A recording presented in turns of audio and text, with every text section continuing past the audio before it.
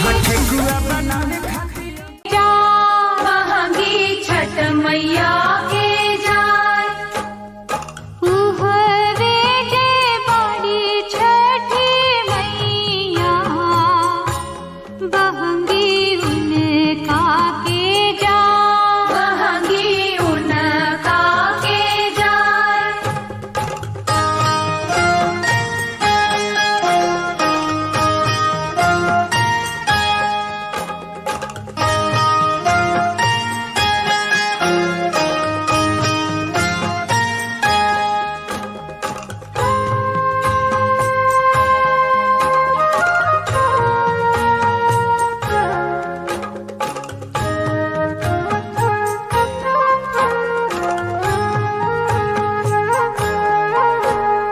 कांच ही बस के बहंगिया बहंगी लचकत जा बहंगी लचकत जाय हुई ना देवर जी करिया बहंगी घाटे पहुँचा बहंगी घाटे पहुँचाय उहवे जे बड़ी छठी मैया बहंगी उनकी के जा बहंगी उनका के जाय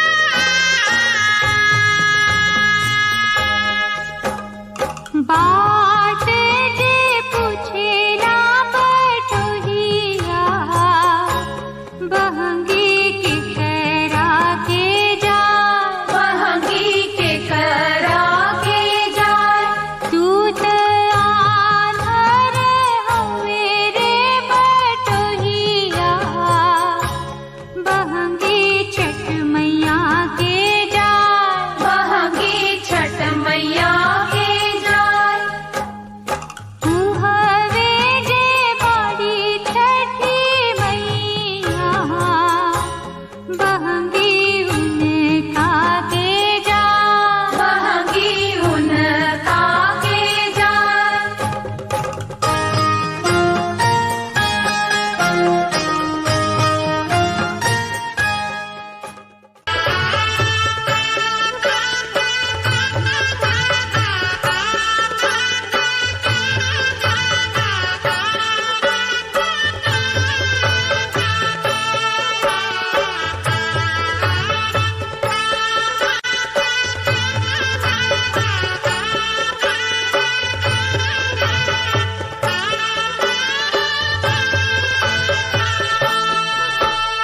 भोरवे में नदिया नहाइला अधिक मनाइला हो बाबा फुलवा अछतवा चढ़ाइला सब गुण गाइला हो बाबा फुलवा अछतवा चढ़ाइला सब गुण गाइला हो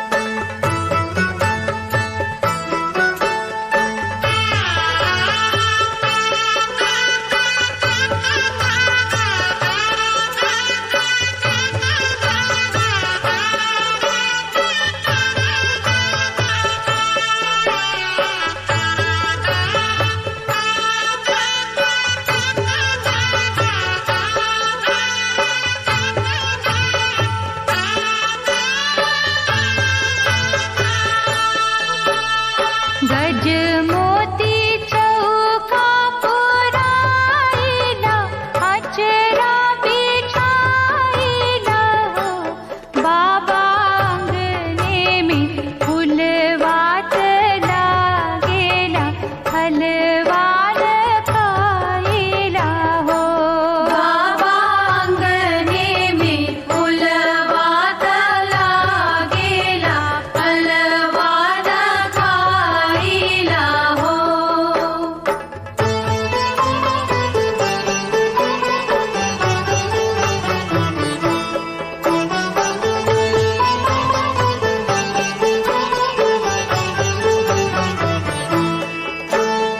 ताना देके कहे रे गोतनी आई, बाछवा बहनी आनु हो। बाबा सुनी सुनी बोलिया गोतनिया मो, लोरवा बहाइला हो। बाबा सुनी सुनी बोलिया गोतिनिया मोलरवा बहाइला हो।